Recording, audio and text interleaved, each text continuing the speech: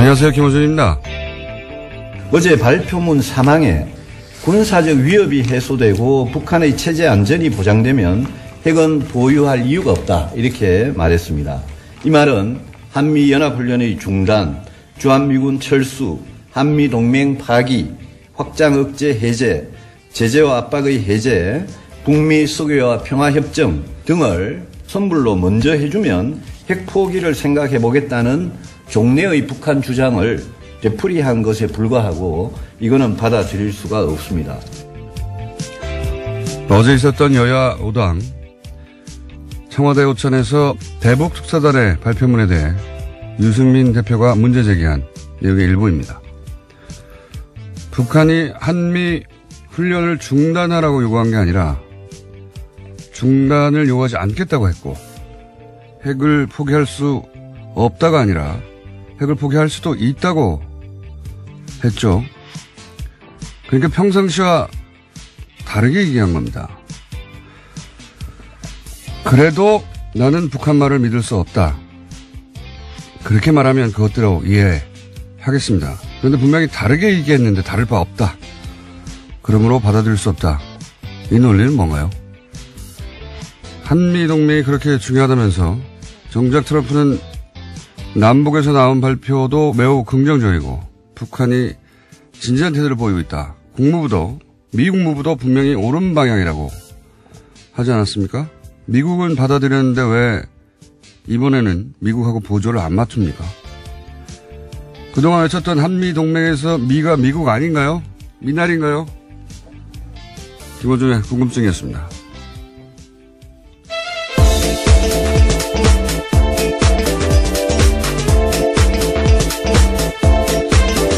시사인의 김은지입니다.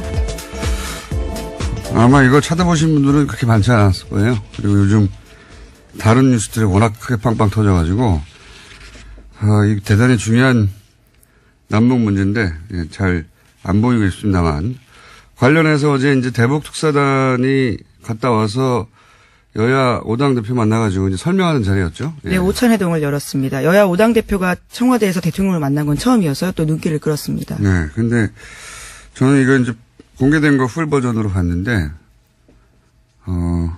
보다가 정말, 뭐랄까요, 황당한 지점도 많이 있었어요. 일단 정리 좀 해주시죠. 네, 어제 문재인 대통령이 청와대에서 여야 5당 대표를 만나서 오찬회동을 가졌습니다. 이 자리에서 대북 특사단의 방북 활동을 설명하는 자리였는데요. 그러면서 문 대통령은 우리가 얻어야 되는 궁극적 목표는 비핵화다라고 밝혔습니다. 또 문 대통령은 북한에 속은 게 아니냐라는 자유한국당 홍준표 대표와 바른미래당 유승민 공동대표의 문제 제기에 대해서 이렇게 답했는데요. 성급한 낙관도 금물이고, 그러나 다 안 될 거야. 다 이것은 그냥 저쪽에 놀아나는 거야. 이렇게 생각하실 일도 아니다라고 밝혔습니다. 아무것도 안 해야 되는 거군요. 이분들 말에 의하면 뭘 하든 간에 북한은 다 거짓말이기 때문에 아무것도 안 해야 되는 거예요. 예. 논리대로면. 그리고 북한이 다른 말을 해도 다 똑같다. 예전과 같은 말을 하면 같은 말이라고 하는 걸 이해하겠어요. 다른 말을 해도 다 똑같다. 그래서 다 거짓말이다. 속으면 안 된다. 이렇게 말하는 것도 난 이해가요. 논리는 일관되잖아요. 다른 말을 했는데 같은 말을 했다고 하는 건 뭡니까? 같은 말이다. 그리고 받아들일 수 없다. 어제 이어진 대화는 다 그런 내용이었어요. 그런 내용 아니면 청문회였죠. 청문회. 예, 접촉이 있었습니까? 뭐 남측입니까? 북측입니까? 누가 정했습니까? 뭐 이렇게. 네, 굉장히 상세하게 밝히긴 했습니다. 또 문재인 대통령은요. 어제는 사실상 청문회였고, 근데 이제 어제 대화 내용을 보면 어떻게 하라는 건지, 이제 다 거짓말이라니까 대화를 하지 말라는 건지, 그러면서 북한이 결국 시간 벌기용이면 어떻게 할 겁니까? 뭘 어떻게 해요? 그렇게 안 되도록 만들어야 되는 거잖아요. 예. 시간 벌기용이면 대책이 있습니까? 그럼 당신들은 대책이 있나요? 라고 되물어야 되는데, 하여튼 그런 대화여서 한번 쳐다보시면 한 30분 정도 되는데, 저는 굳이 찾아봐야 하니까 찾아봤습니다만, 정말 답답하더군요. 예. 야당 입장에서 선거도 임박했는데 다 다 잘했다 할 수는 없잖아요. 저는 그것까지는 이해가 가요. 근데 그러면 요거는 도와주고 이거는 우리가 안 된다거나 그게 없어요. 다 받아들일 수 없다. 안 된다. 네, 어제 문정인 대통령 특보에 대해서도 문제 제기를 했었습니다. 유승민 공동대표의 발언이었는데요. 이에 대해서 문재인 대통령은 상세하게 설명했습니다. 문 특보의 발언을 전체 맥락으로 보지 않고 한두 목만 떼어놓고 문제 삼는 거다라고 지적했는데요. 기본적으로 정부 관계자들이 똑같은 목소리 내야 한다고 생각하지 않는다라고 밝혔습니다. 큰 틀에서 다르지 않다면 조화를 이룰 수 있다라고요. 그러니까 이제 문재인 특보는 사퇴시켜라. 그다음에 김영철 방남했는데 대통령이 사과해야 한다. 대한회의 그런 거예요. 사과하라, 밝혀라, 사퇴시켜라, 받아들일 수 없다. 아니면은 4월 말이 남이 정하냐, 북이 정했냐, 누가 정했냐. 이면 합의가 있었냐, 이런 합의 것들까지 있었냐, 물었습니다. 대북 접촉이 있었냐. 그렇게 따지는 거죠, 다. 따지고, 북한과의 발표는 변함이 없으니 받아들이면 안 된다. 네, 미국은 뭡니까, 미국은 그러면? 네, 그에 대해서도 문재인 대통령이 상세하게 밝혔는데요. 국외에서 따로 비밀 접촉은 없었다라고 밝혔고요. 또 대통령 후보 시절부터 당선되면 1년 안에 정상회담 할 용의가 있다고 밝혔기 때문에 국내 정치와 연관시켜서 생각해 본 적 없다라고 밝혔습니다. 또 장소도 북한이 선택했다라고 하고요. 어제 전체적인 이야기는 똑같으니까 하지 말라는 거거든요. 받아줄 수 없다. 이게 6개월 전보다 명백히 나은 상황이잖아요. 어떻게 하라는 건지 모르겠어요. 정말. 진짜 전 세계가 주목하고 있고 외신도 굉장히 놀랬다는 사실을 어제 말씀드린 바가 있는데요. 그와는 좀 다소 다른 톤의 이야기들을 많이 했습니다. 다소 다른 게 아니고 정반대죠. 예. 미국에서도 이제 추가적인 보수야당에서 가장 좋아하는 미국에서는 보수야당과 정반대의 스탠스가 나와요. 이거 어떻게 할 겁니까? 한미공조 해야 되잖아요. 그렇게 평상시 한미공조 얘기하더니 이번에는 안 하고 있어요. 예. 트럼프 대통령이 다 자기가 잘했다는 얘기를 계속하고 있고. 네, 어제도 일부 전해드린 바가 있는데요. 스웨덴 총리와 정상회담 하기 전에 앞서서 기자들과 만나서 이번 발표가 매우 긍정적이다, 낙관하고 싶다라는 이야기를 했고요. 또 방북 결과가 전 세계를 위해서 위대한 일이 될 거다라는 이야기도 했습니다. 그런 다음에 또 총리와 만난 다음에 기자회견을 하면서요. 자기가 잘했다라는 식의 이야기를 했습니다. 이거는 본인 입으로 한 겁니다. 누가 제일 잘한 거냐 한마디로 그런 기자의 질문이 있었거든요. 요지의 질문을 했더니 내가 잘한 거라고 미라고. 예. 북한을 대화로 나서게 하는 과정에서 대통령이 신세진 쪽이 누구냐라고 물었는데요. 그 누구도 아닌 나라고 답했습니다. 그러니까요. 여기서 이제 북한 특사단이나 남한 쪽의 노력이라든가 또 다른 얘기 아니고 나 이런 얘기도 하고 올림픽에 대해서도 그렇게 했죠. 네, 그렇습니다. 올림픽 성공시킨 건 트럼프 대통령인 나다. 네, 문재인 대통령이 그렇게 이야기했다면서요. 다시 한번 자기의 공을 강조했습니다. 대단한 사람이에요. 그러니까 상 가지라고 하고 노벨상 가지라고 하고 북한을 대화로 나서게 한데 가장 공이 큰 사람이 누구냐 이런 취지의 질문이었는데 나라고. 올림픽도 나. 뭐든지 나. 어제 뭡니까 아카데미 시상식에 대해서 코멘트 나왔을 때도 예, 지금 대통령만이 유일한 스타다라고 이야기를 자기가. 했습니다. 이제 트위터에 쓴 내용인데요. 헐리우드 요즘은 헐리우드도 더 이상 이제 스타가 없고 이제 재미가 없고 먼저 유일한 셀럽은 나다 이런 식으로. 그렇죠. 예. 그렇게 자신의 트위터에 남겼는데요. 자기가 그렇게 썼어요. 자기가. 예. 대단하지 않습니까? 예. 그러니까 이 양반의 정신 상태에 맞는 전략을 구사하고 거기만 맞으면 되는 겁니다. 거기만 맞으면 될 수 있으니까 저는 북한 문제만은 통상 문제나 그럴 수는 없지만 북한 문제만은 그냥 트럼프가 자기 자랑할 수 있게 만들어준 다음에 네, 어제 기자회견 자리에서도 북한이 진정성 있다고 보느냐라는 질문에 대해서도요. 진정성 있다고 생각한다라고 이야기했습니다. 여러모로 긍정적인 이야기를 했고요. 앞서 말씀하셨던 것처럼 헤더나우트 미국 국무부에서도요. 분명히 옳은 방향으로 가는 단계라고 생각한다라고 밝혔습니다. 알겠습니다. 관련 뉴스가 국제적으로는 많이 나오는데 국내적으로는 사실 거의 없어서 영어로 좀 길게 다뤄봤고요. 중요한 뉴스거든요. 자, 다음 뉴스는요? 네, 이명박 전 대통령 관련된 뉴스입니다. 이팔성 전 우리금융지주 회장이 2007년 대선 직후에 이명박 전 대통령을 만나서 기업 민원 등을 얘기했고 이명박 전 대통령이 자신의 형인 이상득 전 의원과 상의하라고 이야기했다고 오늘 아침 동아일보가 보도했습니다. 검찰이 구체적인 정황을 확보했다라는 건데요. 이에 대해서 비망록 등이 있다라고 합니다. 역할 분담이 됐던 거죠, 당시 형제가. 예. 직접 이제 대통령이 움직일 수가 없으니까. 예. 그리고 특히 이렇게 돈이 오가는 얘기 같은 경우에는 기업을 상대하거나 그중에서도 특히 해외 자원외교나 또는 뭐 포스코 같은 기업의 해외 투자 등등은 다 이상득 의원이 뛰었어요. 예. 그리고 그 디테일 혹은 뭐 그 돈 관련은 아들 이지영 씨의 역할을 주목해야 한다. 지금 진작에 싱가포르 쪽으로 빠져나가가지고 오랫동안 언론에 거론된 적이 없는데 당시 역할이 컸거든요. 예. 돈 관련해서.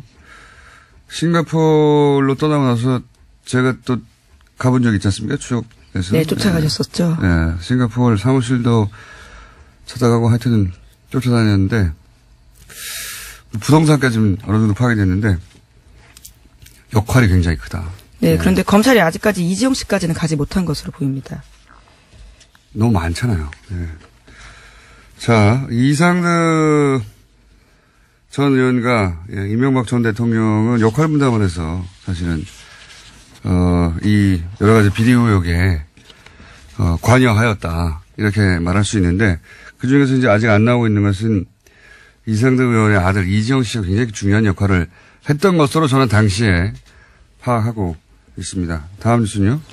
네, 이와 관련해서 이명박 전 대통령은 아직까지도 모든 혐의를 부인하고 있다고요. 오늘 아침 동아일보가 보도했습니다. 그러니까 다음 주 14일 검찰 출석 앞두고서요. 관련된 전략들을 일부 알린 건데요. 이명박 전 대통령은 특히 검찰이 두고 있는 혐의 가운데서 국가정보원의 특수활동비 유용에 대해서는 특히 반발하고 있다라고 합니다. 아니 이제 계속 얘기해봤지만 이분은 평생을 단 한 번도 본인의 잘못을 인정하거나 한 적이 없고 이번에도 마찬가지예요. 다스는 여전히 소유하지 않고 있다고 그러고 네. 삼성 소송 비대납은 여전히 처음 듣는 이야기라고 하고 국정원 특활비를 좀 쓸 수도 있는 거 아니냐 이런 식으로 변론하자고 했더니 무슨 소리냐 청와대에서 그걸 쓴 적이 없다 안 썼다 모조리 다 부인하는 거죠. 단 하나도 인정하는 게 없으니까 변호사들이 가장 싫어하는 타입이거든요. 예. 변호사한테도 거짓말하기 때문에 실컷 변론 논리를 만들어 놓으면 예. 거짓말인 게 빵빵 드러나는 그 중에서도 가장 극단적인 케이스를 만났다고 보시면 됩니다. 변호사들 입장에서는. 모조리 다 부인하니까요. 모조리. 아무리 모든 정황과 상대방 진술과 증거가 있어도 끝까지 다 부인할 겁니다. 그래 왔고요, 평생. 자, 다음 수는요? 네, 차한상 전 대법관이 이재용 삼성전자 부회장의 대법원 상고심에 변호인단 올렸었다라고 말씀드린 바가 있는데요. 어제 물러났습니다.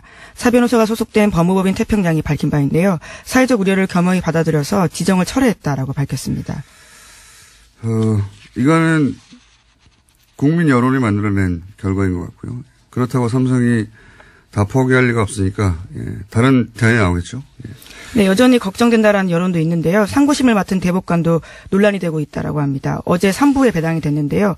관련되어서 김창석 대법관이 과거에 이재용 부회장과 관련해서 집행유예 선고해서 봐주기 판결 논란이 있었다라고 합니다.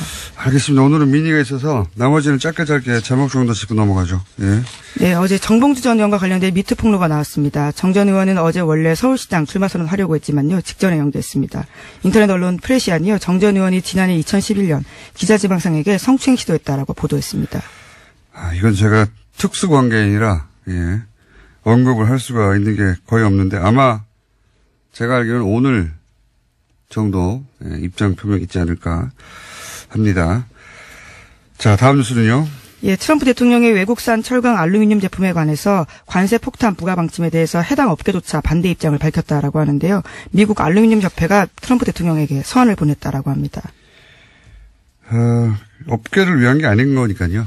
애초에 트럼프 대통령 본인만을 위한 조치니까 업계도 반발하는 거고요. 자, 또 있습니까? 예, 끝으로 하나만 전해드리면요. 지난해 아베 정권 지지율 폭락 사태를 불렀던 사학 스캔들이 다시 한번 일본 정계 태풍의 핵으로 떠올랐습니다. 요거는 저희가 잠시 후에 인터뷰를 준비해 두고 있습니다. 예, 그때 다루긴 하고요. 여기까지 하겠습니다. 시사인의 김은지였습니다. 감사합니다. 자, 바로 연결하겠습니다. YTN 노조 파업이 한 달이 넘어섰습니다. 그런데 뉴스타파는 YTN의 한 간부가 삼성 이건희 회장 성매매 동영상 제보를 삼성에 넘겼다. 이런 보도를 내놨어요. 예. 자, 요 사태 노조와 함께 한번 짚어보겠습니다. 전국 언론 노동조합 YTN 지부의 박진수 지부장 연결되어 있습니다. 안녕하십니까? 예, 안녕하십니까, 홍명경님. 네. 우선 벌써 한 달이 넘었어요. 지금 상황을 간단하게, 어떤 상황인지 정리해 주시죠. 노조 파업은? 지금 파업 계속하고 있고요. 지금 2달째 맞이하고 있습니다. 2달이 됐습니까, 벌써? 예, 벌써 2달 됐습니다. 이게 지금 이명박근혜 9년 동안 싸웠던 언론사가 2달째 파업하고 있다는 게 가슴 아픈 것을 넘어서 이게 지금 이해 안 되는 네. 그런 상황입니다. 강아지도 화가 났나 보네요. 예. 예, 죄송합니다. 자, 그 파업은 저희가 계속 중간중간, 예, 상황이 있을 때마다 알려드리겠고요. 예, 예. 연결한 김에 이제 여쭤본 것이고. 근데 이제 지금 삼성 이건희 회장 성매매 동영상 제보를, 받았는데, YTN에서. 대단한 특종인 거죠, 당시 기준으로. 그렇죠. 예. 근데 이걸 거꾸로 삼성 측에 들고 갔다는 얘기 아니겠습니까? 간단하게 얘기하면. 예, 당시 예, 상황. 간단하게, 그 얘기입니다. 좀 정리해 주십시오. 누가 어떤 식으로 했는지. 이게 지금 뉴스타파 보도되기 전에, 지금 YTN은 2015년 8월에 이건희 성매매 동영상을 가지고 제보자가 YTN에 제보를 하러 왔다는 얘기입니다. 네네. 그 당시에 사회부에서 이거를 접촉을 했고 이 사안의 엄중함을 보고 취재 기자들이 계속 접촉을 하고 있던 상황이었는데요. 그 당시 사회부장, 지금 기획조정실장인 유재훈 실장이 이거를 보도를 무마하고 제보자들과 접촉하면서 이 제보를 삼성에 브로커 역할을 한 사실입니다. 삼성 브로커 역할. 충격적이죠. 브로커 역할을. 그 회사가 이걸 보도하도록 한 게 아니라 거꾸로 이걸 삼성 측에 알려주는 중간 거강꾼 역할을 했다 이런 얘기네요. 예. 예, 그렇습니다. 결국 회사 기밀이나 취재 내용을 무마하고 그리고 외부에 삼성에 그 알려줌으로 해서 취재는 못하게 하고 결국 삼성에 그 제보를 알려주면서 그 돈에 대한 돈을 받게 하려고 하는 그 역할을 이제 유재훈 실장이 했다는 역할입니다. 좀 기가 막힌 사실인데요. 왜 성매매 동영상을 치고 제보를 했던 사람들이 삼성으로부터 돈을 받고 이 사안이 덮이도록 하는데 중간에 역할을 했다. 이런. 그렇게 바로 그 사안입니다. 그래요? 이게 근데 어떻게 어떻게 밝혀졌습니까? 예. 이게 지금 뉴스타파 네. 보도에 밝혀졌는데요. 예. 지금 뉴스타파의 보도에 의하면 그 당시에 그 유재훈 실장이 취재 기자들한테는 얘기하지 마라. 그리고 내용이 그런 녹취가 있습니다. 제가 어제 삼성 쪽으로 선생님이 그렇게 말씀하시고 그래가지고 그런 정황을 다시 한번 확인을 했어요. 그쪽에 연락을 하면 확인을 해줄 것이다. 그리고 대가를 받아야 되지 않겠냐. 그리고 우리 취재 기자들한테는 얘기하지 마라. 저랑 얘기하면서 결국에 삼성과 연결해주는 브로커 역할을 한 것이죠. 그런데 이 유재훈 실장의 나중에 입장문에 보면 더 가관인 것이요. 회사의 지시에 따랐다라는 얘기를 합니다. 결국 그 당시에 조준희 사장이 이 삼성물산과 제일모직 합병 당시에 장충기 사장에게 보낸 문자, 사장에게 경화드립니다라고 했던 그 부분, 그리고 나서 이건희 성매매 동영상의 제보가 왔고 그걸 무마하는 유재훈 실장이 나중에는 인사팀장으로 영전을 하고 그 후에는 기획조정실장으로 더 영전을 합니다.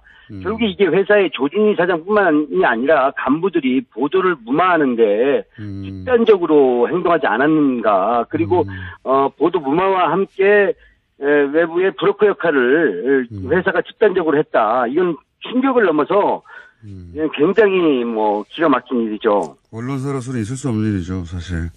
절대 있어서는 안 될 일이죠. 윤리를 더불어서 이건 범죄와 같다고 보고 있습니다. 녹취록상으로는 YTN 취재 기자들한테는 알리지 말고, 예. 네.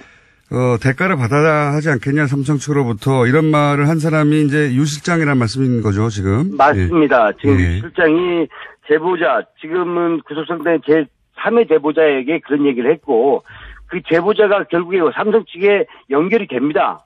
연결이 돼서 그 사안을 그 사람과 논의했던 것으로 압니다. 만약에 대가성이 밝혀지면 유재훈 이 실장이 어떤 이유로 어떤 대가를 받고 했는지가 밝혀져야 될 수사 내용이라고 보고 있습니다. 그렇군요. 그런데 이게 유 실장뿐만 아니라 당시 장충기 사장에게 문자를 보냈던 당시 조준희 사장 역시 유 실장 혼자 단독으로 결정했겠는가 하는 의구심을 갖고 계신 거고요. 예, 의구심이 아니라 지금 유재훈 실장이 회사의 입장에 따랐다라고 지금 벌써 본인이 했기 때문에. 회사의 입장을 따랐다는 말을 했습니까?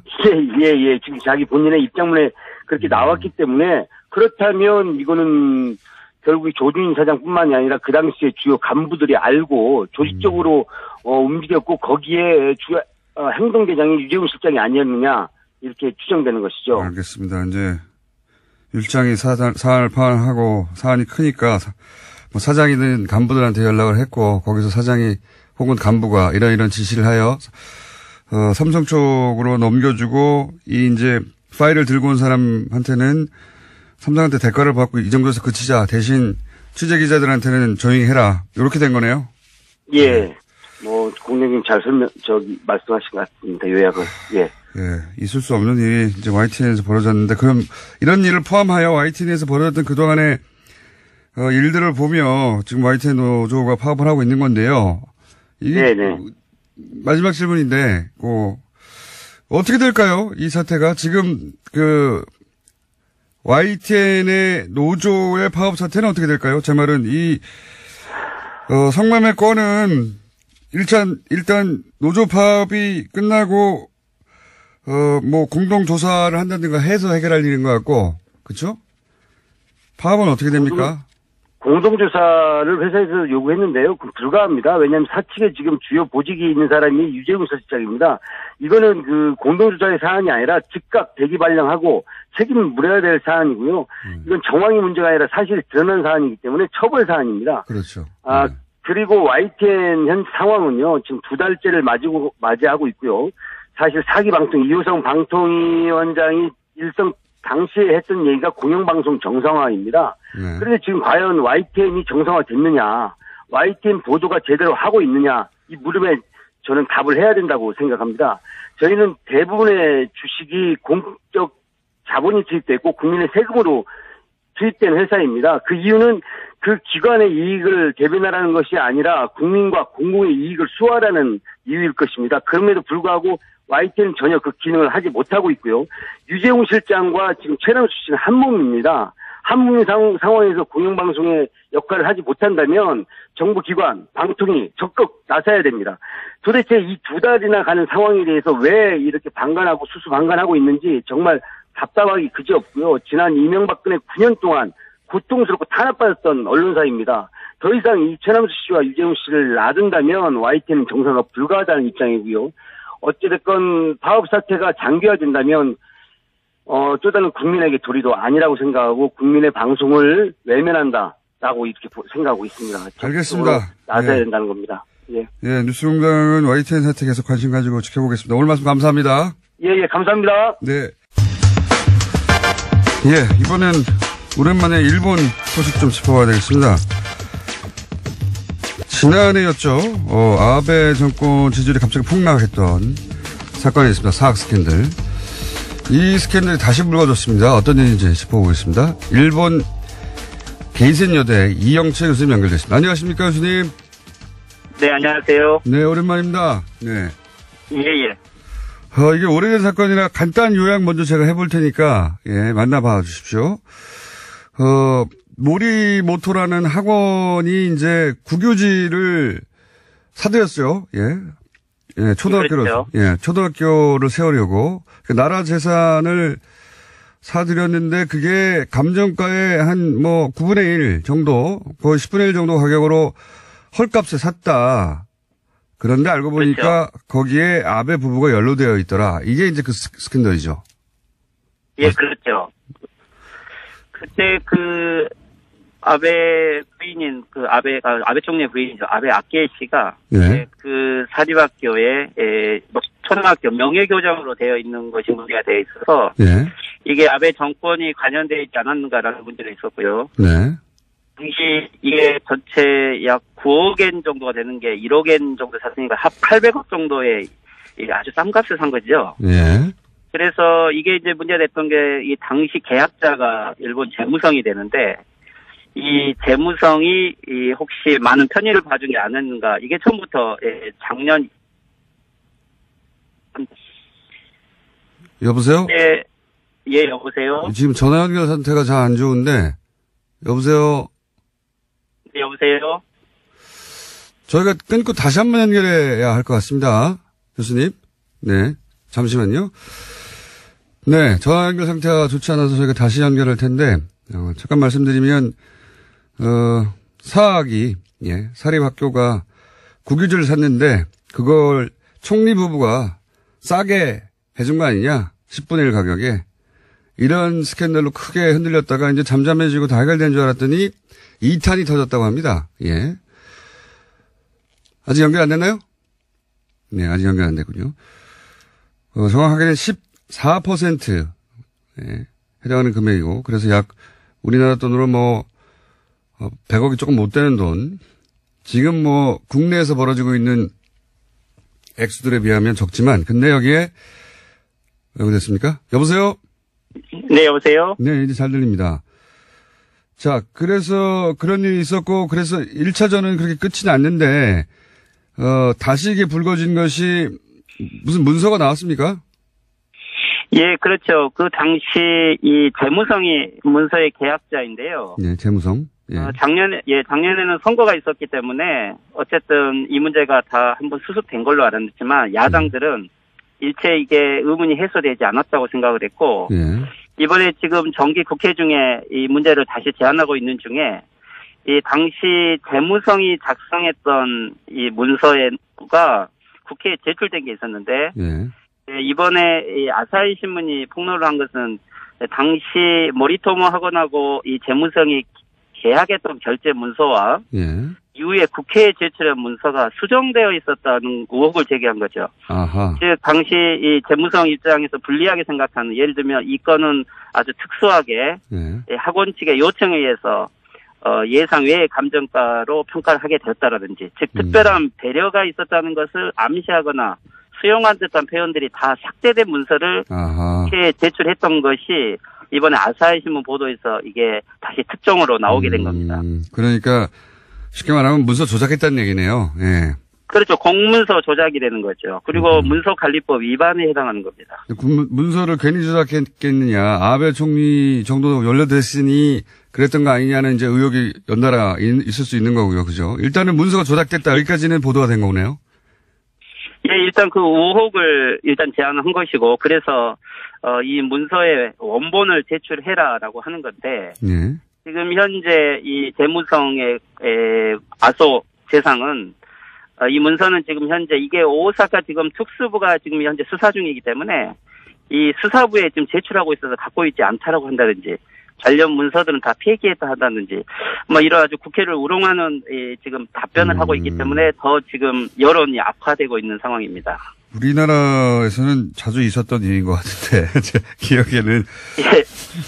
정부 각 국회들에서의 정치가들의 답변 형태는 좀 비슷한 것 같네요. 그러니까요. 근데 이제 일본에서 이게 가장 아킬레스가 됐던 사건인데 이게 다시 나왔다는 게 이제 문제인 거죠? 말하자면. 예, 예전에는 그 정식적인 문서가 없이 예. 이 관료의 양심 선언으로 이게 나왔었는데 예. 이번에는 이 문서 조작이라고 하는 아주 구체적인 물증이 나오게 되면 좀 지금까지는 질적 차원이 아주 다른 거죠. 그래서 지금 여당인 자민당 내에서도 여기에 대해서는 확실하게 답변이 필요하다라는 지금 의견이 많은 것 같습니다. 그런데 이제 일본은 이게 여기서 우리하고 좀 차이가 있는 것 같은데, 일본은 이런 스캔들이 나와서 이제 스캔들 굉장히 큰 스캔들이 나오면 뭔가 뒤집어질 것 같은데 안 뒤집어지잖아요, 일본이. 예, 그렇죠. 예. 이게 지금 국회 내에서의 이 야당은 만약에 이게 사실이면 내각이 총사퇴해야 된다라고 아주 강하게 주장을 하지만 예, 국민들이 보고 있는 여론과는 좀 온도 차이가 큰 것 같습니다. 이 국민들은 벌써 이게 작년 선거에서 한번 아베를 다시 지지했다라는 여론이 있고요. 예. 또 요즘에는 이 경제를 아베 정권 시기에 조금 많이 향상시켜졌기 때문에 예. 아직도 경제를 기대하는 일본인들의 의식 속에서는 이 아베 정권에 대안이 없다고 생각을 하기 때문에 이게 국회 이런 여론이 일반 국민들의 반아베 정서로 확대될지는 좀 의문이 있지만 이게 만약에 여론이 점점 악화되었을 때는 그래도 예전과는 좀 다르게 아베 수상 개인에 대해서는 좀 치명적인 타격이 될 거는 같아요. 불거졌지만 아직 어디로 이 사안이 전개되어 나갈지는 이제 전망하기 힘든 거군요. 예. 예전의 방식으로 보면 일단 시간을 많이 끌겠죠. 그리고 국민들에게 피로감을 주면서 예, 결국은 어떤 형태든지 좀 국장이라든지 또는 차관급이라든지 좀 대리인으로 희생양을 만들어서 어떻게 넘어갈 수 있을 거라고 좀 생각하고 있는 것 같습니다. 예, 그거 뭐 전 세계적으로 비슷한 방식이네요. 꼴이 잘 나가죠. 좀 질질 끌어서 필요하게 만들고 이제 그만둬 혹은 뉴스에 대한 관심도가 떨어지면 누군가 한 사람이 나와서 책임지고 이제 끝나고 그다음부터는 유야무야되고 이런 패턴이요. 예. 예, 그렇죠. 그렇군요. 이게 평화헌법 개정에 브레이크가 될 수준이 됩니까? 사안이? 올해는 일본이 지금 메이지 유신 150주년이 되는 해이죠. 예. 그래서 아베 정권은 초기부터 메이지 시대로 돌아간다. 그래서 어떤 일이 있어도 이 올해가 헌법 개정의 가장 절호의 찬스라고 생각하고 있습니다.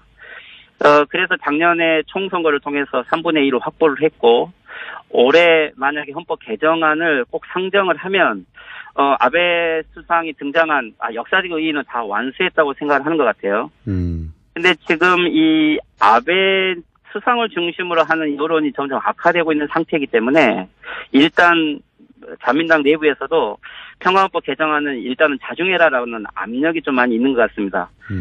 이것은 이 아베 내각의 헌법 개정 시나리오에 일단 조금 주춤하게 만드는 요소는 되고 있는 것 같아요. 알겠습니다. 결국은 아베 정권이 자신들의 헌법을 개정하려고 하고, 그건 우리 입장에서는 대단히 위험한 요소라, 예. 이 스캔들이 어떻게 작용할지 한번 짚어본 거고요. 근데 이게, 절대 이제는 분위기가 넘어서 못한다. 이건 아니고 약간의 브레이크는 걸렸다. 이 정도로 봐야 되겠군요. 그렇죠. 지금 현재 만약에 총선거 해산해서 총선거를 하더라도 이 야당의 지금 상황을 보면 자민당의 정권 개최를 할 수 있는 상황은 아니고요. 또 일본 내에서도 다시 혹시 선거를 해서 또 아베 수상이 다시 당선이 되는 경우가 생기면 이 자민당 내에서도 반대했던 세력들은 또 이게 상황이 어정쩡하게 돼버리는 거죠. 그래서 지금 아베 정면으로 대응하기는 어렵지만 이게 9월에 총재 선거가 있기 때문에 혹시 이게 치명적으로 아베 정권의 도덕적인 문제가 되면 아베를 대체할 수 있는 카드는 만들 수 있겠지만 자민당 정권 교체라든지 또는 헌법 개정의 보수 흐름을 바꾸는 큰 요소가 되기까지는 어려울 것 같아요. 알겠습니다. 연결된 김에 한 가지만 여쭤보겠습니다. 이게 최근에 이제 남북 관계가 굉장한 속도로 진전을 이루고 있는데 여기에 대해서 일본 정부가 좀 당황해야 한다. 일본 패싱을 걱정한다. 이런 국내 보도가 있었습니다. 일본에서 보시기는 어떻습니까? 예, 아베 정권이 계속 선거에 이겼던 이유는 유일하게 북한의 핵 문제를 그렇죠. 이용을 했고 또 북의 도발 행위가 당선을 시켜준 것도 사실이죠. 예. 예, 헌법 개정을 하기 위해서 가장 필요한 것이 어떻게 보면 북의 다음 핵실험이라든지 도발 행위가 제일 필요한 외부적 요소인데. 그렇죠, 그렇죠. 이게 문재인 정권의 어떤 남북 지금 평화 드라이브가 걸려서 남북 정상회담까지 실현이 되면 이 외부적 위기 요소를 강조하기가 쉽지 않죠. 또는 일본의 자위대를 군대로 만들기도 쉽지 않고 헌법 개정에 이 외부적인 지금 국제정세의 위기라는 논리를 주장해야 되는데 그러한 요소들이 형성되지 않을 우려가 있기 때문에 아베 수상은 조금 그것에 대해서 우려를 많이 하고 안절부절할 것 같아요. 이런 면에서는 남북 북한의 지금 현재 평화 무드를 계속 지속해 가는 게 일본 헌법의 개정을 막고 또 일본의 평화를 지켜가는 한반도 중심의 뭐 동아시아 평화가 되는 그러한 조건이라고 볼 수 있죠. 그런 측면도 있겠네요. 그러니까 말씀하셨듯이 아베 총리는 지속적으로 북한을 이용해 왔는데 그래서 평화헌법 개정해야 한다고. 근데 이런 긴장이 해소되면은 핑계댈 게 없어지니까, 예. 그렇죠. 지금까지, 헌법 개정에 대해서 한국 외부적에서 이야기를 하면 이거 내정 간섭이라고 할 수도 있지만, 우리 스스로 이렇게 한반도에 평화 무드를 만들어 감으로써 일본 사회 내에서도 이 한반도 평화 무드와 연결하고 일본이 고립된다라든지, 또 미국 추종지만 해서는 안 된다든지, 이런 내부 의견이 자연스럽게 나오는 것이 어떻게 되면은 더 바람직한 상황인 것 같습니다.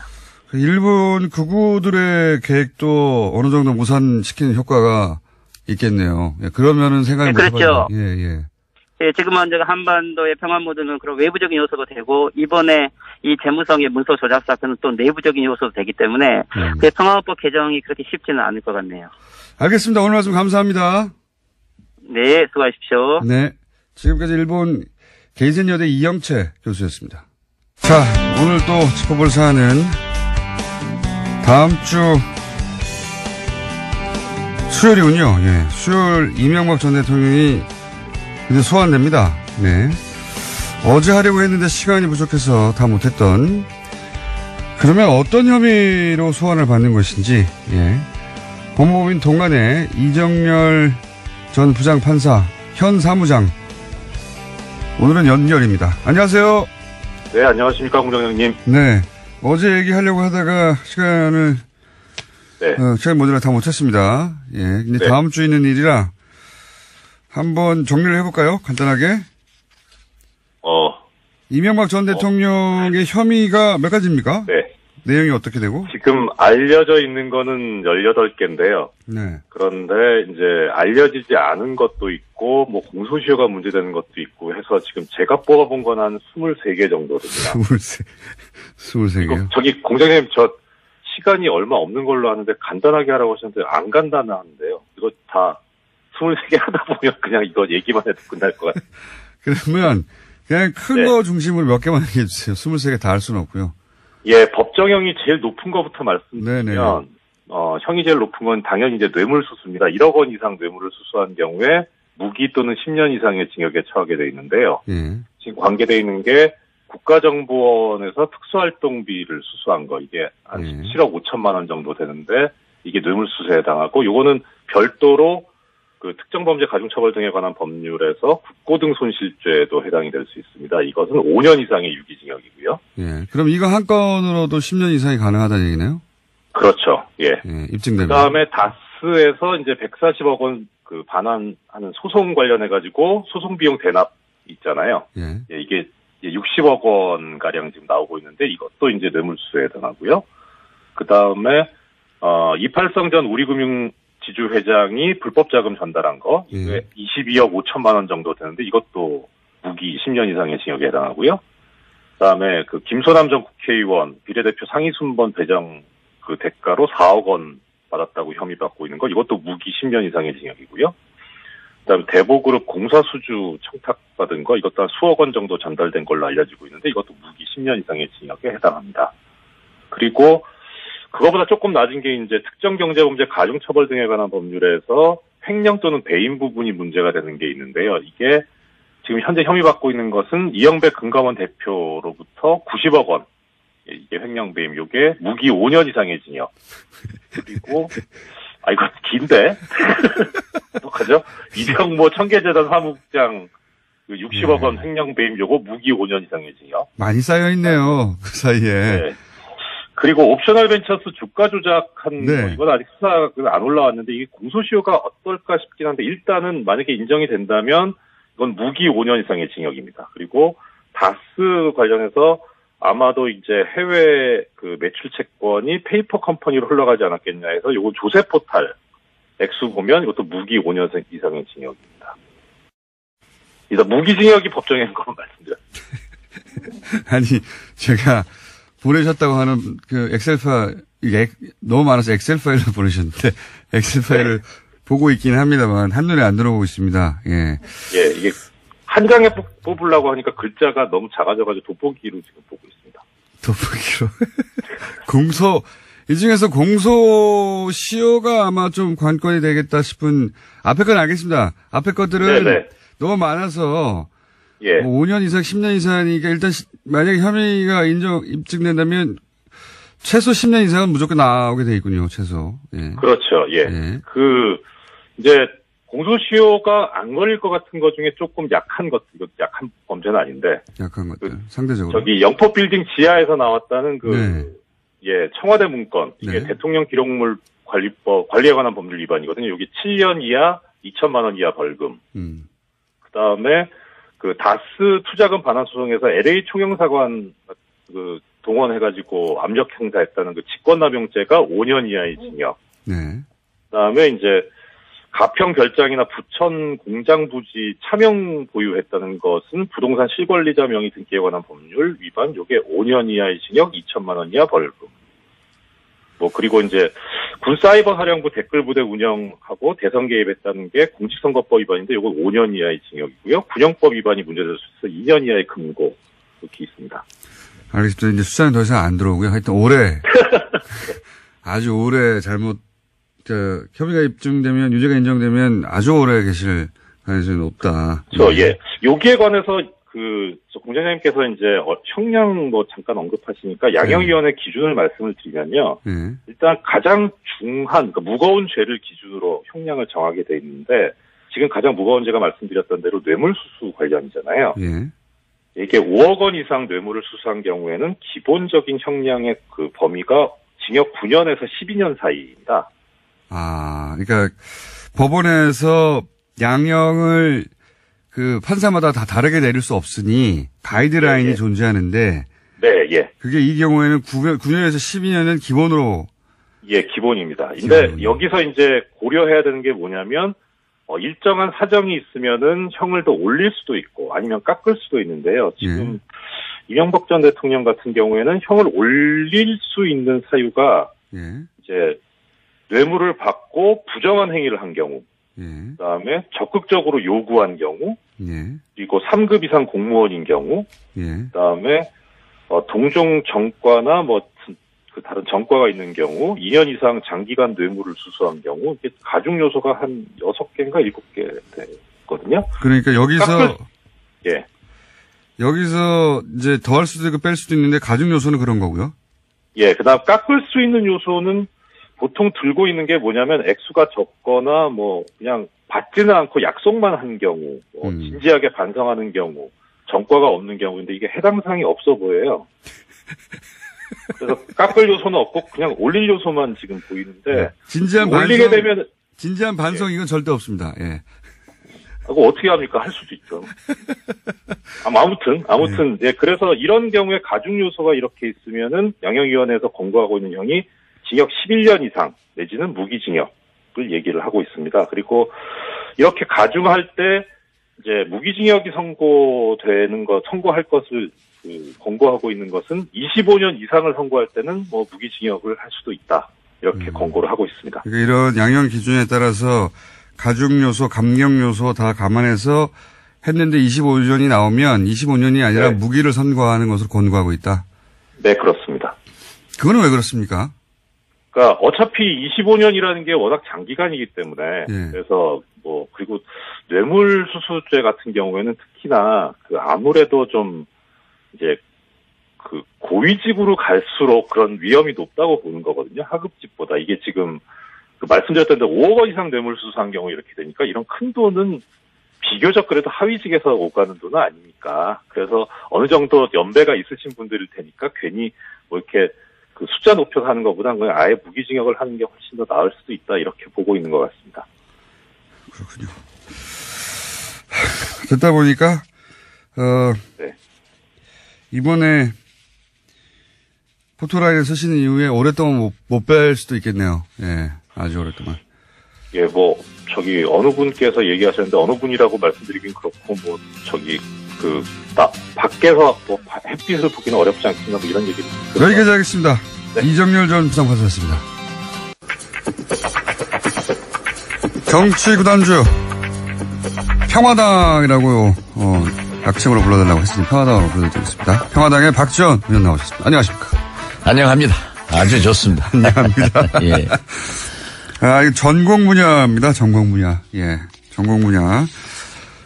요즘 이 뉴스가 얼마나 대단한 뉴스인지 잘 짚어주지 않아가지고, 대표님이 나오시면 이거 또, 대표님 말대로 다 됐다고. 아니, 제 자랑이 아니라, 네. 제가 SNS에다 이렇게 해야 된다. 예. 한 것이 거의 99% 적중했습니다. 뭐 100%라고 해도 좋습니다, 사실. 그래서 사실. 예. 그러니까 공장장을 제가 존경합니다. 갑자기.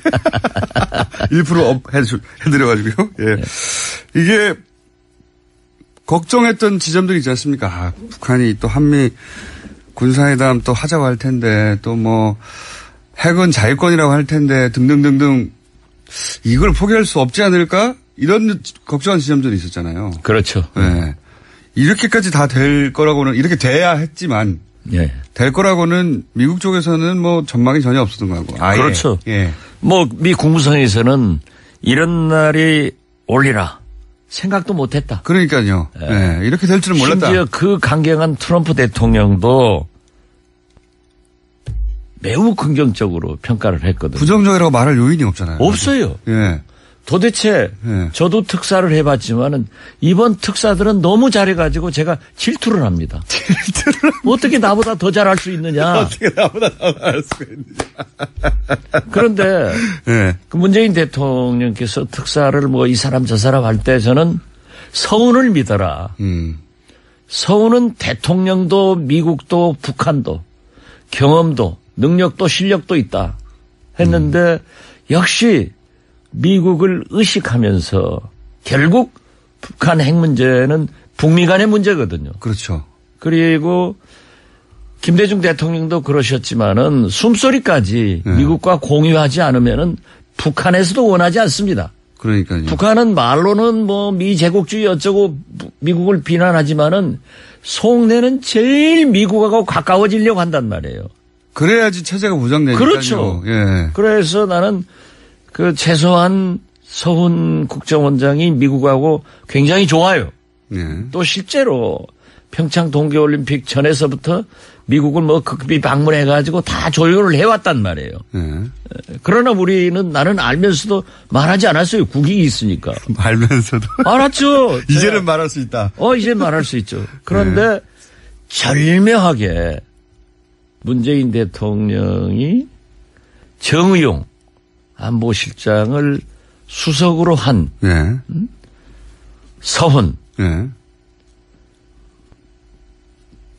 천혜성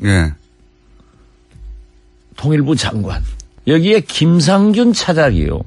아주 서훈 못지않은 전문가입니다. 이런 분들을 하는 걸 보고 되겠다. 저래서 문재인이 대통령 됐구나. 역시 나보다 낫다. 이거 인정합니다. 대북 문제는 사실 진짜 전문가시잖아요. 네. 북한도 갔다 오셨고 정상회담도 성사되는 거 보셨고. 저하고 얘기하면 놀랄 거예요. 뭐 공장장이 아는 게 있어야지. 제가 대북 관계에서는 그냥 고개 숙이고 듣겠습니다. 고개 숙이고 이 문제에 관해서는 다.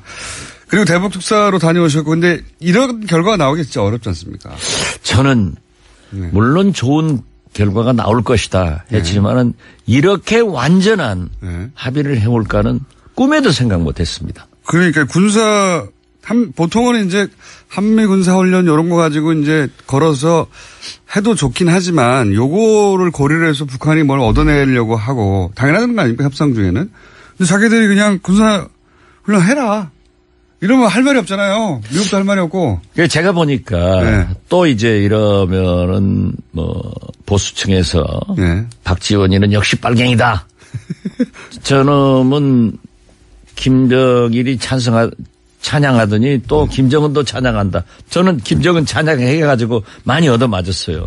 이번에 보니까 김정은 위원장이 자기 아버지보다도 훨씬 액션이 크고 통이 크고 이런 결정을 해버리는 걸 보면은 북한 내에서 완전히 권력을 장악하고 있다. 그런 것도 이것도 과시한 거고. 맞습니다. 또 솔직히 그 무서운 친구예요. 보니까는 우리는 핵 보유국이다. 껐다가지 않겠다 하는 것을 과시도 하고. 굉장한 사람이에요. 그런데 포기할 수 있다 말도 해버리고요. 그렇죠. 북한의 최종적인 목적은 북미 수교, 체제 보장, 평화 협정이거든요. 그러니까요. 그렇기 때문에 이러한 것이 보장된다고 하면은 우리는 핵을 가질 필요가 없다. 그러면서 김일성 유훈인 비핵화 그걸 딱 갖다 붙이더라고요. 그 핵을 가진 것도 결국 자기 체제 보장을 위한 거지. 핵 10개, 20개 가지고 미국이 가지고 있는 10,000발이 넘는 핵을 어떻게 이깁니까? 게임도 안 되는 조족지혈이죠. 예. 그 자체는 게임도 안 되니까 본인들의 협상력을 높이기 위한 건데 우리가 원하는 대로 미국하고 평화협정 맺으면 이거 10개, 20개 가지고 있는 게 무슨 소용이냐 이거 아닙니까? 그렇죠. 그냥 냉정한 현실이시기도 하고요. 4월 한미 군사훈련도 예년대로 해도 좋다. 그것도 큽니다. 그렇지만은 저는 아마 이번 정의용 서훈 이 두 특사분이 미국에 가서 어느 수위 조절이 되지 않을까 이렇게 예상됩니다. 그리고 이게 아직 다 나오지 않은 북한이 미국에 보내는 결국 사실 이제 지금 발표한 합의문은 기본 전제가 되는 조건들을 다 풀어버린 거고요. 여기에 선물이 추가로 있지 않을까. 선물이. 북한이 미국에 보내는 뭐라고 보십니까? 미국이 인정하지 않는다고 하지만은 북한 핵 기술에 대해서 핵을 보유한 것에 대해서는 사실상 속내로는 인정하고 있거든요. 사실상 핵 보유국이 맞다라고 생각하겠죠. 가장 위협스럽게 생각하는 게 북한 핵이 더 발전해서 작아지고 가벼워지는 소형 경량화가 돼서 대륙간 탄도미사일 즉 미사일에 탑재되는 ICBM이 가장 두려운 거예요. 지금 현재도 괌, 사이판 미국 영토에는 갈 수 있지만은 본토까지 간다고 북한에서도 주장을 하고 미국도 어떤 이유에서인지 모르지만은 거의 인정을 했단 말이에요. 그렇지만 제가 볼 때는 거기는 아직은 아닙니다. 그렇기 때문에 저는 이번 김정은 위원장이 이 두 분 특사 오늘 방미하지 않습니까? 이분들에게 ICBM의 개발을 중단하겠다. 아예. 일단 그것부터 하겠다. 그리고 특히 그건 미국의 가장 큰 선물이죠. 트럼프 대통령을 완전하게 띄워주는 거예요. 그렇죠.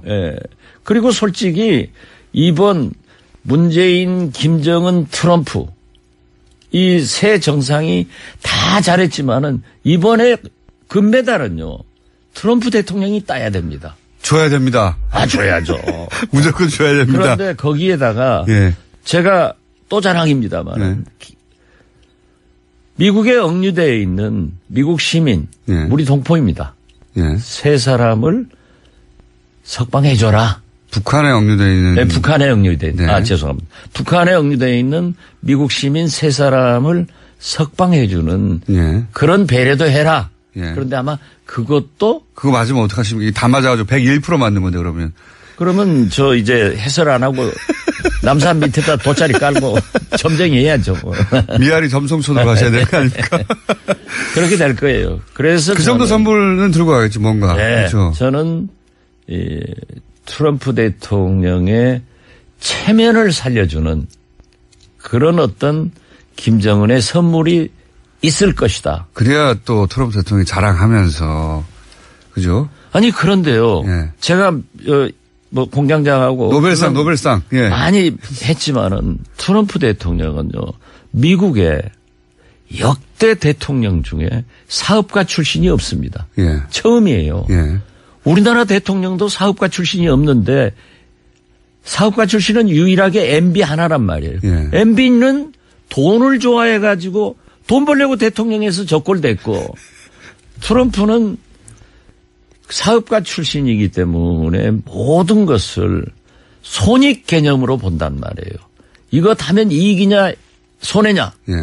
그런데 북한 핵을 해결하는 것이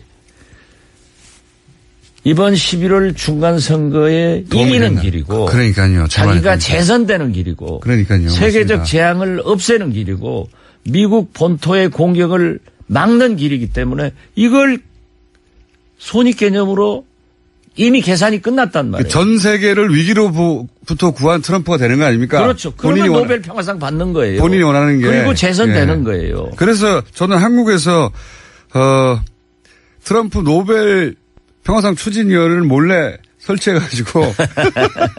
아니 추진도 좋지만은 네. 아마 그러한 것을 달성시킬 수 있다고 하면은 거듭 얘기지만 트럼프 대통령은 미국 민주당을 엄청나게 미워하거든요. 네. 그래서 이 작년 우리 국회 본회의 연설을 제가 듣고 진짜 감동적이더라고요.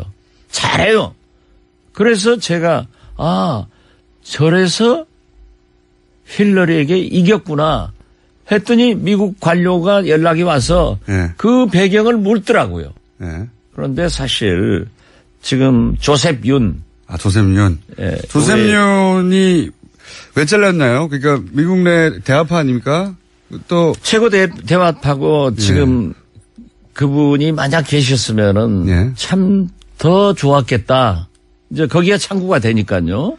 그래. 대표님은 또 그쪽도 아시지 않습니까? 뭐 잘합니다. 예, 그러니까요. 그런데 제가 알고 있기로는 예. 조셉 윤 특별대표가 틸러슨 예. 국무장관 국무성이니까 대화의 필요성을 자꾸 역설했단 말이에요. 예. 그러면은 틸러슨 국무장관은 대통령 중심제 국가입니다. 예. 대통령께 보고를 해서 대통령이 좋은 정책을 발표하게 해야 되는데 자꾸 트럼프 대통령은 강경 제재를 한다 하는데 대화해야 된다고 어깃장을 놓는단 말이에요. 그러니까 트럼프가 보기에는. 예. 그렇죠. 예.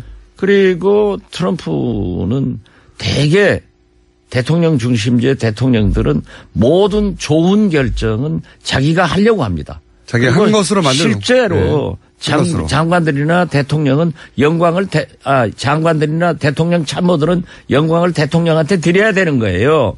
자기가 하니까 저게 뭐야? 트럼프 패싱이다. 트럼프 패싱이다. 해가지고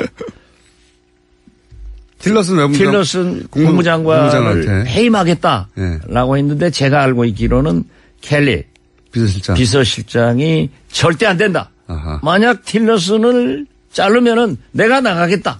아하. 이렇게 하기 때문에 그게 이제 조셉 윤이 총 맞은 것 같아요.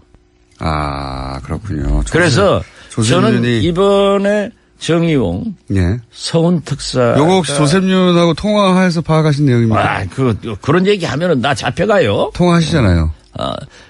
그런 얘기는 묻지 말고 통화를 하시죠. 또 다른 루트가 있어요. 그런데 통화를 하시는 것까지는 얘기하고 통화 안 했다니까요? 평상시 통화하시지 않습니까, 조셉 윤? 평상시 통화한 것을 지금 얘기하면 안 되고 아무튼 이번 특사 정의용 서훈 원장이 오늘 방미를 하지만은 그러한 것 트럼프 패싱이 되지 않는 우리가 너무 문재인 대통령이 우리 정부가 앞서가는 것을 얘기를 하면은 트럼프는 비위가 상연한 거예요. 모든 영광은 자기한테 와야 되는데. 그렇죠. 그리고 실제로 북핵 문제는 북미 간의 문제이기 때문에 우리는 지렛대, 우리는 중매쟁이 이런 걸로 해서 영광을 실제로 트럼프 대통령이 잘했기 때문에 let him do it. 트럼프가 결정하도록 하는 것이 좋다. 저는 그렇게 생각합니다. 그렇게 상도 받고 영광도 가져가고 다 하고 우리는 평화를 가져오면 되니까요. 그렇죠. 네. 저도 그렇게 생각합니다, 사실. 트럼프. 공장장은 내 생각에 항상 따라오는 거지 뭐. 아는 게 없으니까. 제가 쭉 했던 얘기는 하나 전문가시니까 다시 한번 여쭤보고. 제 얘기 듣고 제 SNS 보고 했겠지 뭐. 저는 SNS 하지 않습니다. 자, 그런데 이제 미국에 가지 않습니까? 네. 미국하고 러시아도 가고 일본도 가고 다 돌아서 온다고 하는데 그러니까 소위 육자회담 때 멤버들을 쭉 도는 거예요, 보니까. 돌고 물론 미국이 가장 중요하고 미국이 이제 나서면 나머지도 해결되긴 하겠죠. 미국에서도 지금 놀란 거 아닙니까, 현재 스코어. 그렇죠. 그건 분명하죠. 예, 깜짝 놀랐죠. 예, 이렇게까지. 그러니까 국무성에서 그런 반응을 내놓았죠. 예, 이런 날이 올지 어떻게 알았냐. 예, 이런 날이 알 줄 몰랐다. 가서 잘 되겠죠? 미국 쪽에서도? 저는 잘 되리라고 봅니다. 네. 이번 합의가 원체 좋고 또 북한에서 비핵화를 위해서 북미 간의 대화를 하겠다. 그리고 특히 중요한 것은 대화 기간 동안에는 핵실험이나 미사일 발사를 하지 않겠다. 이건 비핵화의 길로 가는 낮은 단계의 모라토리움을 선언해 준 거예요. 그렇죠. 맞습니다. 그러면은 받아들여야 되고 도대체 트럼프 대통령이 북미 대화를 거부할 무엇도 제공하지 못하는 거예요. 명분이 아무것도 한미 없어요. 군사훈련도 예년 수준으로 해라. 그러니까요. 경제 제재 풀라는 말도 없고요. 이제 그걸 만나면은 결국 이번에 이걸 시사가 그렇습니다. 저도 미국은 가야 된다. 막 갔다 와서 그렇게 얘기를 했는데 사실은 저는 먼저 미국하고 완전하게 합의를 하도록 대미 특사 한미 정상회담을 주장했는데 그래서 제가 문재인 대통령 깜짝 놀란 거예요. 이미 제가 얘기하기 전에 다 갔다 왔더라. 미국하고 돼 있고 실제로 문재인 대통령은 안 가셨지만은 주요한 멤버들이 다 미국 가서 조율을 해왔단 말이에요. 그런데 우리는 뭣도 모르고 특히 일부에서 바미당이나 한국당은 왜 아베 대통령하고 트럼프는 저렇게 자주 전화하는데 문재인 대통령은 전화 한번 못하냐 했는데 문재인 대통령도 김정은만큼 무서운 사람이에요. 그걸 딱 참고 기다리더니 이런 결과를 내놓는 거예요. 그때 변명을 안 해요, 보면. 그래서 미국만 가는 게 아니고 일본, 중국, 러시아를 다 방문하는 거 보면은 저는 이번에 그 프로세스 과정이 결국 2005년 9.19 합의로 돌아가는 거다. 그 해결 방법이다. 김대중 대통령이 마지막까지 남북관계는 6.15 정신으로 북한 핵 문제는 9.19 합의로 돌아가면 된다 하는데 그것도 그런 방향으로 얘기가 되지 않는가 저는 그렇게 봅니다. 사실 첫 번째 시도, 두 번째 시도가 미국의 정권교체나 우리나라의 정권교체 때문에 실패했고 이제 세 번째 기회가 온 거 아닙니까? 세 번째 기회. 이번엔 실패하면 안 되는데 그런데 남측으로 김정은 위원장이 온다는 것도 굉장히 큰 의미가 있는 거죠. 그렇죠. 네. 예. 김대중 북한에서 결정했다는 거 아니에요. 김대중 전 대통령 시절에도 그때 그런 얘기는 있었죠. 어디서 회담을 할까. 우리가 가니까 답방을 반드시 2차 정상회담은 서울에서 한다 하고 김정일 위원장이 수차 약속을 했고요. 저를 몇 번 만났을 때 제가 노래를 부르고 나서 앵콜 하니까 그러면은 답방하겠다고 약속해라. 그러면 내가 앵콜 하겠다. 그런 농담까지 했다니까요. 장관 선생 내가 틀림없이 답방해가지고 장관 선생 선거운동까지 다 해주겠습니다. 선거운동까지. 그러나 못 왔단 말이에요. 그렇죠. 못 왔는데 그게 이제 개인의 결정만으로 되는 게 아니고 아무리 김정은 위원장을 하더라도 당시 정권을 지닌 권력자라 하더라도 국제 정세라는 게 있는 거니까요. 기본적으로. 그렇죠. 그리고 사실 거듭 말씀드리지만 김정은 위원장이 세습 집권을 해서 경제가 좋아졌어요. 그렇게 저도 알고 있습니다. 구글 검색을 해보면은 우리 정부부에서 얘기하는 것보다도 500개가 넘는 장마당이 이루어졌어요. 북한 경제가 굉장히 어렵다고 하는데 저도 이제 최근에 탈북자 만나서 이제 북한 사정 청취하고 그런 분들하고 얘기 들어보면 북한 경제가 예전보다 좋아졌다고 해요. 500만 대의 핸드폰이 네. 사용되고 있기 때문에 정보가 흐르고요. 네. 북한 경제가 좋아졌다는 것을 딱 입증하는 굶어 죽는 사람이 없잖아요. 예전에 그런 뉴스 많이 나왔죠. 네. 네. 그렇기 때문에 이 말 타면 마부 생각난다고 잘 살다가 후퇴하고 상당한 정보가 흐르는 개혁 개방이 우리가 볼 때는 미약하지만은 많이 이루어진 상태에서 모든 게 후퇴하면은 주민들을 컨트롤할 힘이 굉장히 없어지는 거예요. 아, 그렇죠. 그리고 지금 중국이 시진핑 주석이 트럼프 대통령의 그 무서운 통상 압력 때문에 대북 제재를 강화하고 있단 말이에요. 그러니까 김일성, 김정일, 김정은까지 3대에 걸쳐서 그 주민들에게 이 밥에 고깃국 먹여주겠다 네. 하는 실질적인 약속을 아직까지는 미약하단 말이에요. 네. 그렇기 때문에 후퇴할 수 없습니다.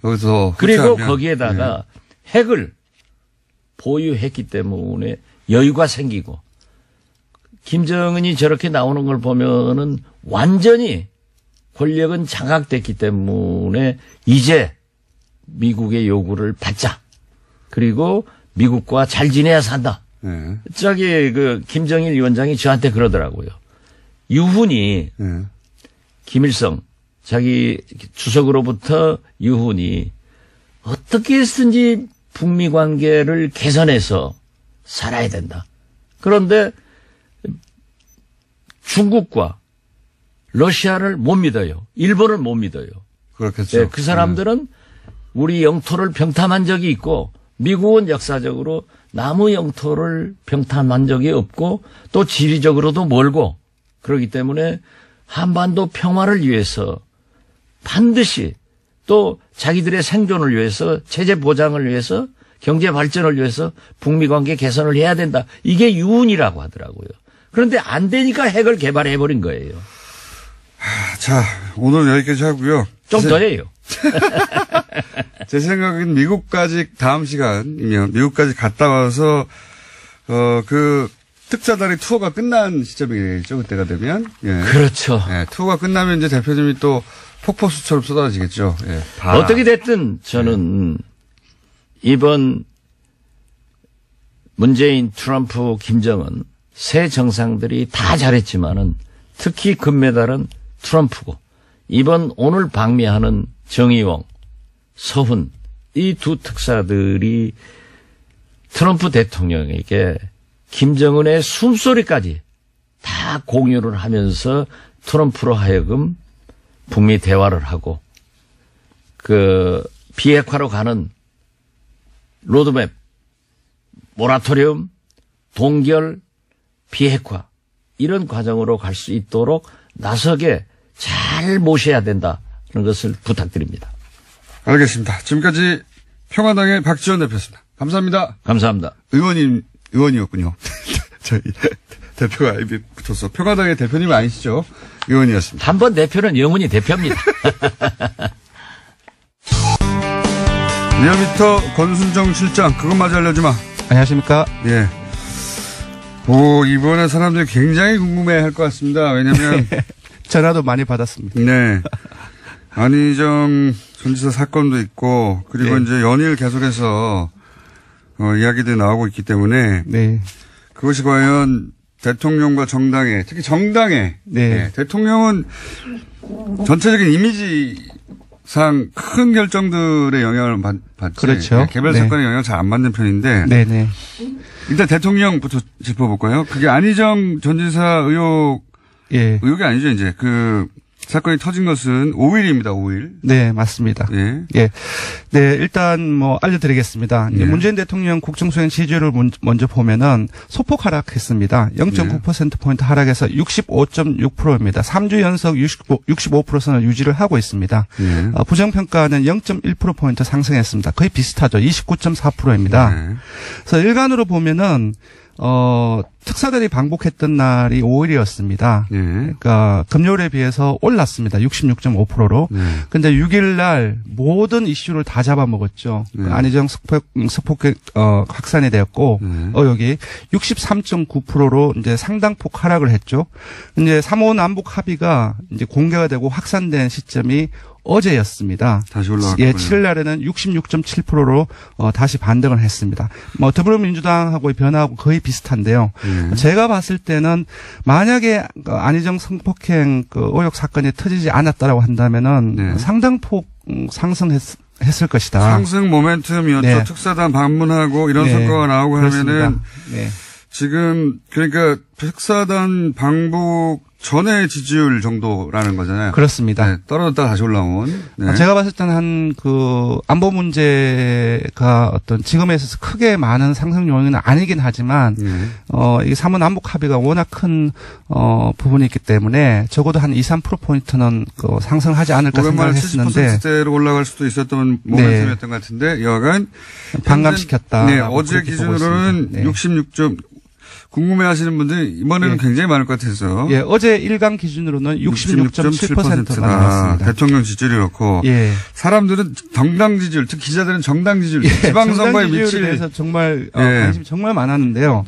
이게 과연 지방선거에 영향을 미칠 것인가 하는 관점에서. 네. 굉장히 많은 분들이 관심을 가지겠죠. 풀어드리면은 제가 봤을 때는 생각보다 더불어민주당의 지지율의 하락폭이 크지 않았다. 2.4%포인트 하락한 47.6%입니다. 제가 말씀드렸다시피 저도 네. 이렇게 생각했거든요. 왜냐하면 물론 타격을 받지 않을 수는 없습니다. 네. 예. 상징적인 인물이고 네. 1, 2를 다투던 인물이고 그렇습니다. 개인적으로도 그렇고 이미지로도 그렇고 근데 네. 이게 정당에서 예를 들어서 당이 차떼기로 돈을 받았다 하는 문제하고는 다른 문제여서 그렇죠. 예, 어느 순간 딱 끊어지거든요. 네. 하지만 이 부분 같은 경우는 예, 추가적으로 민주당에서 이러한 관련 어떤 의혹들이 터진다거나 그리고 당의 대처가 지난번처럼 어떤 신속하고 강력한 대처가 없다고 한다면은 또 개인적인 문제이긴 하지만 영향이 없지 않을 수 없다. 계속 질질 끌었겠죠. 근데 이제 그래서 지금 거의 2시간이 채 안 돼서 당 지도부가 제명 방침을 결의를 했잖아요. 이 부분이 상당히 하락폭을 줄이는데 크게 영향을 미친 것으로 보입니다. 그것도 영향을 미쳤고요. 네. 물론 이게 이제 이 뉴스가 정당하고 연결되어서 결정을 못 하고 있다 당이. 일주일 열흘 지나갔으면 타격을 계속 입었을 텐데. 네. 그렇습니다. 그 다음에 개인 문제로 선이 그어져 버린 측면이 좀 있습니다. 네, 그렇습니다. 자유한국당 지지율을 보면은 자유한국당도 빠졌습니다. 1.1%포인트 하락을 해서 18.6%입니다. 자유한국당은 제가 봤을 때는 지금 남북대화 국면에서 다른 프레임으로 계속적으로 공세적으로 나오고 있지 않습니까? 특사단을 자꾸 공격하는데요. 물론 우리나라에는 탄탄한 이 북한 문제에 대한 보수층이 있긴 있어요. 그렇습니다. 네. 보수층이 있긴 있는데 이제 정당이 나서서 이제 방북 성과를 비판하잖아요. 그걸 믿고. 그렇습니다. 그럼 정당은 꼭 떨어져요. 네. 그래서 지금 프레임 자체가 이제 북의 위장 평화 공세에 말려드는 것이라는 것을 계속 주장을 하고 있는데 지금 이번 주에 이제 특사단을 둘러싼 여러 어떤 얘기들 그런 부분들을 봤을 때 이러한 어떤 프레임 자체가 좀 설득력이 좀 약하게 인식되는 그런 경향이 있는 것 같습니다. 그런 요인으로 보이고요. 바른미래당이 오랜만에 상승을 했습니다. 은 거꾸로 갔다는 거죠. 거꾸로. 그렇습니다. 바른미래당은 창당 이후에 2주 연속 하락을 했거든요. 자유한국당도 제 말은 그러니까 그렇죠. 하락을 했습니다. 안희정 의혹 다음날 올라갔는데 특사단 방북에 대해서 이제 공격적으로 나온 그 다음날 17%로 떨어졌어요. 제일 맞습니다. 큰 폭으로. 17.4%로 떨어졌습니다. 네. 자, 여기서 빠진 표가 이제 바른미래당으로 간 것 같습니다. 맞습니다. 예. 지금 이제 더불어민주당하고 자유한국당의 일정 폭이 빠졌지 않습니까? 예. 이 두 빠진 것들이 바른미래당하고 정의당으로 간 것으로 세부 분석으로 나왔습니다. 바른미래당이 이준석 하라고 했는데요. 오래간만에 상승을 했습니다. 9.1%입니다. 2.3%포인트 상승했습니다. 금방 말씀드린 것처럼 반사이익의 성격이 높고요. 정의당 역시 3주 연속 내림세가 이어졌거든요. 그래서 4%대 초반으로 떨어졌는데 5.8%로 올랐습니다. 1.3%포인트 상승을 했고요.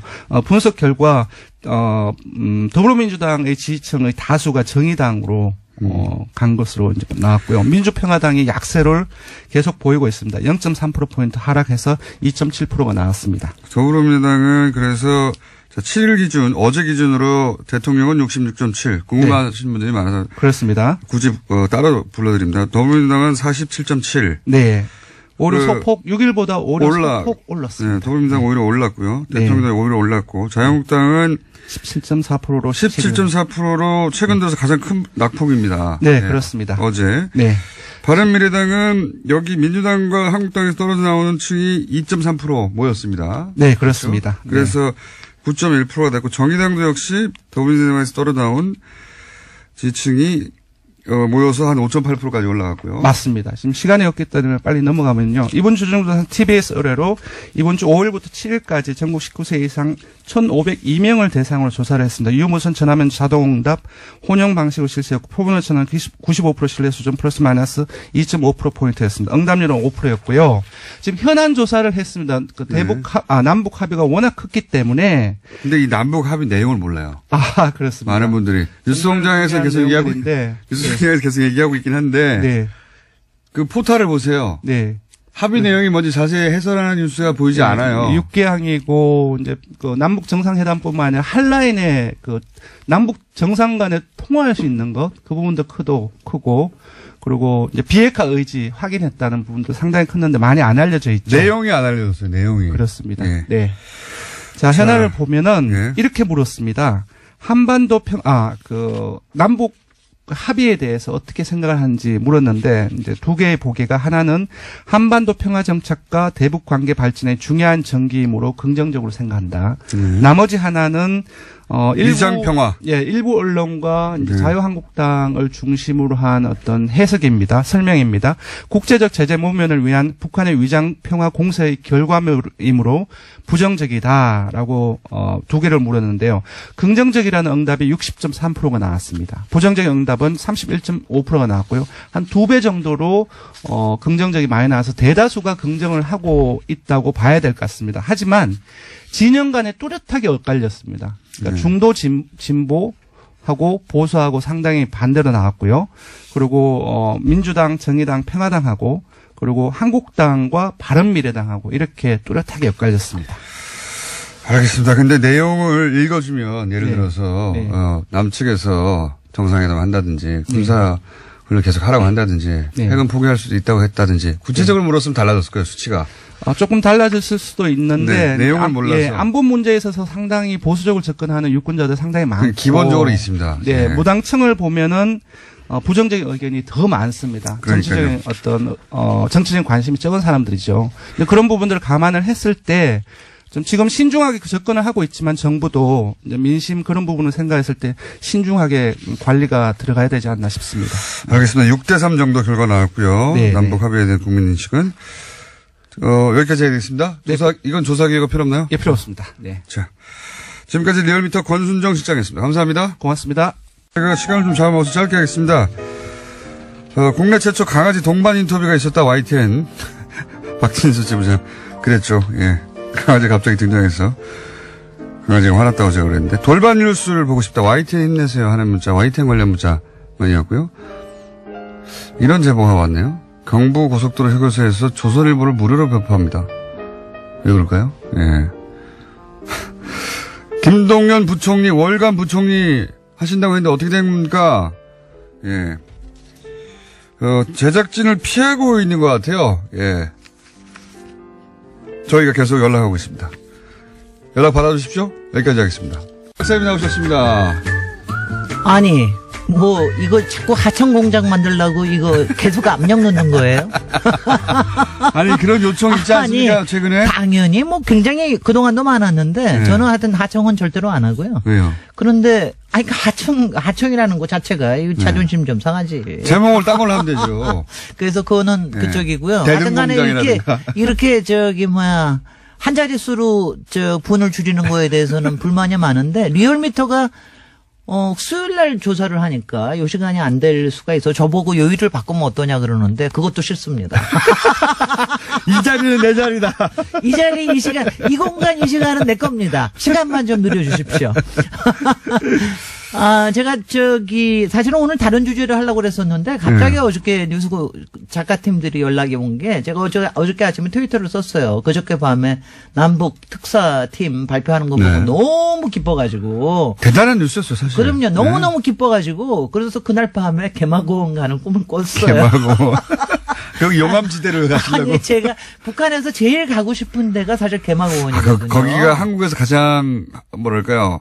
볼 수 없는. 그러니까, 아마 북한 사람들은 제주도를 가보고 싶어 할 거예요. 그러니까 굉장히 다르니까. 근데 우리는 백두산도 백두산이지만, 개마고는 뭔가 좀 웅장하고 신선하고, 거기 가면은. 별유천지 비인간. 그리고 무슨 광개토대왕도 막 말 타고 나타날 것 같고, 뭐 하든 간에 조금 그래서 굉장히 제가. 이름도 그래요. 개마고원. 개마고원. 개자는 네. 지붕 개자고, 마가 네. 실제로 말입니다. 그러니까 한반도의 지붕. 그래서 굉장히 개마고원 그러면은 굉장히 웅장하고 그 이미지가 있어요. 저도 어릴 때 지리 시간에 개마고원 하면 항상. 네. 우주 같은 느낌? 맞아요. 예, 달 같은 느낌? 예. 네네. 거기 가면 완전히 별천지일 것 같은 그런 느낌이 들어서. 실제 그런지는 모르겠어요. 그랬더니 이제 북한에서 가고 싶은 것 가지고 하자고. 그래서 제가 어저께 인터넷에 올렸더니 사실 이건 뭐 시간도 짧고 저건데 인터넷에 올렸더니 정말 많은 트위터리언들이 가고 싶은 데를 얘기를 하시더라고요. 각자. 그거 한번 소개해 주십시오. 근데 이제 제가. 네.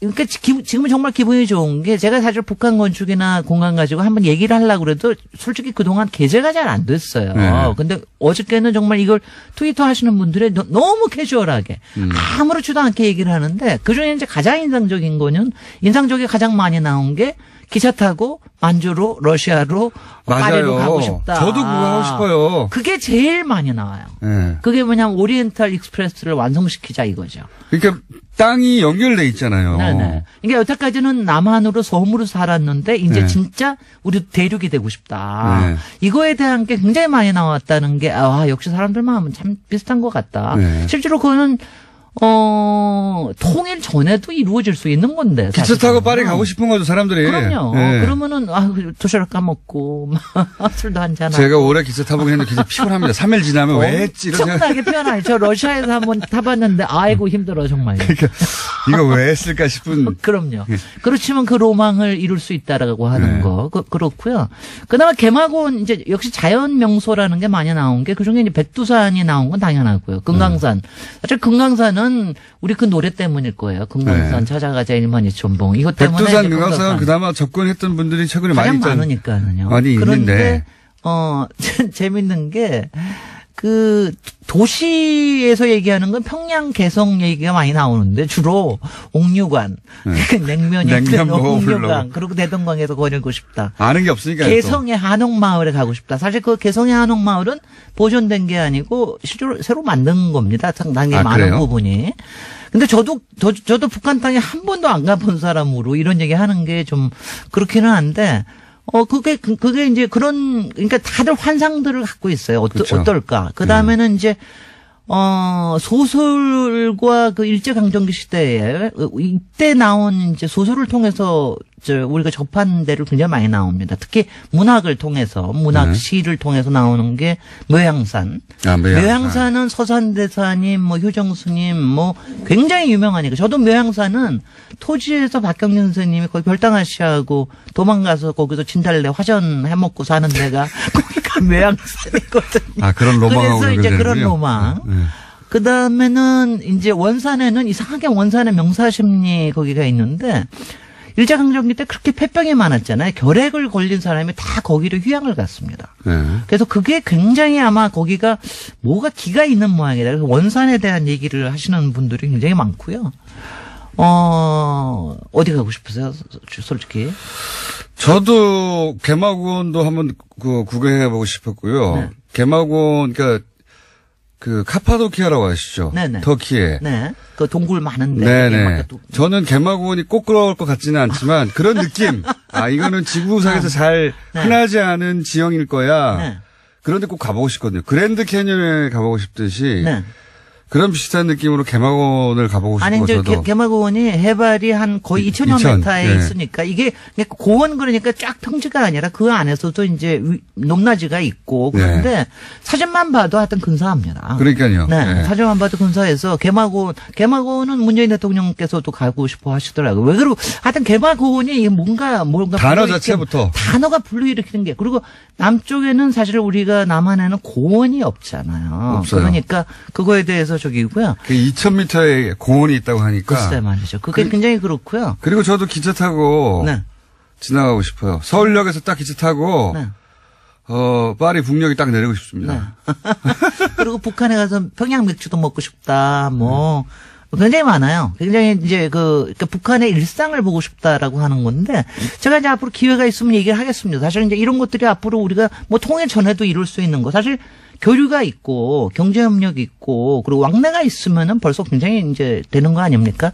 2003년 4년도에 조금 해변기 무드 때 굉장히 많은 것들이 일어났었는데 이제 좀 그런 무드가 그때 기차 타고 갈 것만 같았어요. 그렇죠. 철도 연결했다 하고. 말이죠. 그럴 것 같았는데 그럴 수 있을 것 같고요.